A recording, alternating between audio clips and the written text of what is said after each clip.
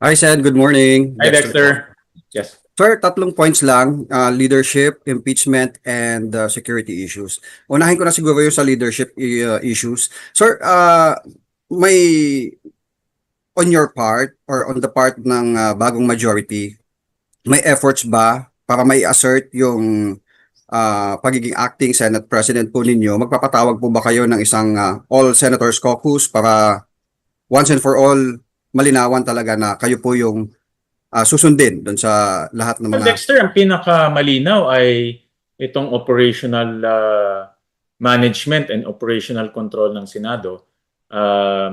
Nasabi ko nga kanina na Land Bank already completed the transfer of signatures. So nagpumaperma na tayo ng cheque at nag-i-issue na tayo ng mga dokumento para ma-debit in account ng Senado. No, I think that is for me a clear evidence na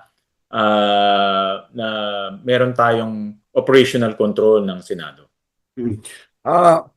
May move ba on your part na sulatan or kausapin personally si Senator Alan para at least matigil yung yung pag-i-issue na niyang mga directives? Dexter, nasabi ko no, bukas yung aking tanggapan to all senators. In fact, may mga kausap rin ako ng mga minority senators dahil kaibigan naman natin sila. No, we talk about various things. So bukas naman yung aking tanggapan. Pero may efforts na personally kay Senator Alan. No, Like I said, Dexter, bukas yung aking tanggapan. No? So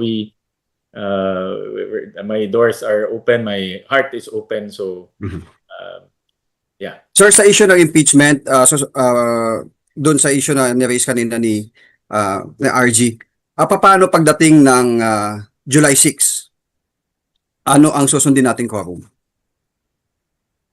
Well, may quorum tayo, no? Dahil 12 kami, and then kung pupunta sila, di 13 na kaagad, no? But if you are asking the denominator, we will follow the Avellino case. Dito naman sa issue ng security, Senator, moving forward, ano ang magiging setup pagdating ng Monday? We're playing this by ear, Dexter. That's why nagko-coordinate kami with the different agencies.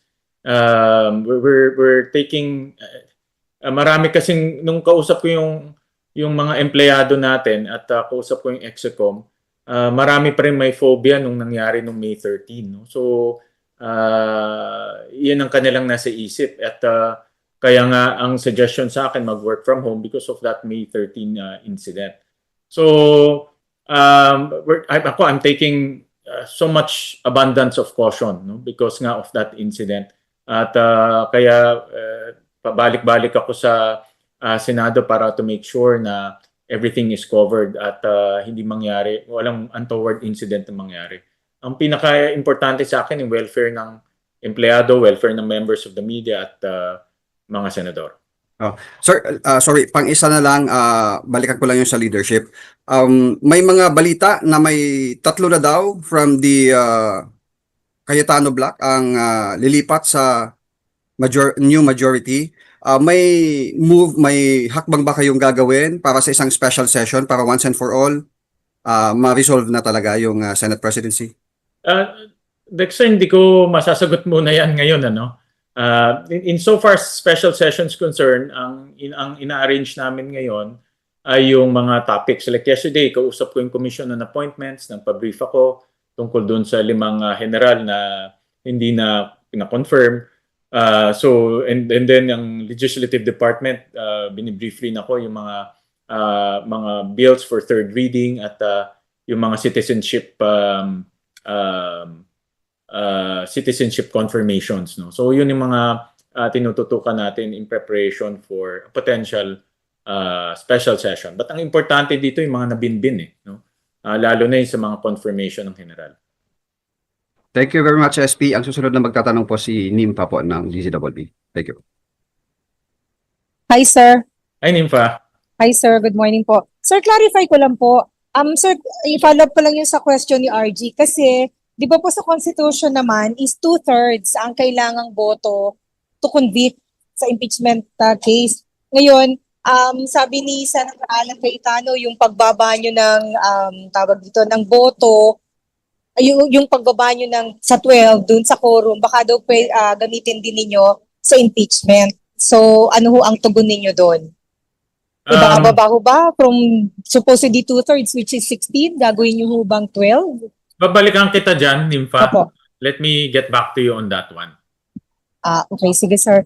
And then, yung pong, sabi ni Senator Alan, bakit hindi sila nasabihan doon sa threat sa Senate at saka duda siya sa source which is the NBI. Well, Nympha, napakabilis ng pangyayari. At Opo. ang unang instinct ko ay yung welfare ng tao eh. No, yung welfare ng mga empleyado sa loob, members of the media, mga senador. That's why I had to talk to our Sergeant at Arms and Execom and mga employees actually diretso. No, so yun ang priority natin. Importante yung welfare ng mga empleyado. So that's why we convene it. That's why we convene yung executive committee yesterday para magbigay sila ng suggestions. At dahil mas matagal na sila sa akin dyan kung ano yung mga dapat na gagawin. Pero sir, were they formally informed po yung minority bloc na merong ganang threat? May threat. Security threat. Ano yun? Sorry? Yes sir. Sorry, yung pong minority bloc, were they formally informed o through your memo na kahapon yung pag-inform sa kanila na merong security Yeah, threat? we informed everyone through the memo. We informed everyone through the memo. And yesterday morning rin, we were also validating, getting more information. And tuloy-tuloy yan in the next few days na magko-coordinate kami with si Sergeant at Arms, no? Magko-coordinate with the other agencies.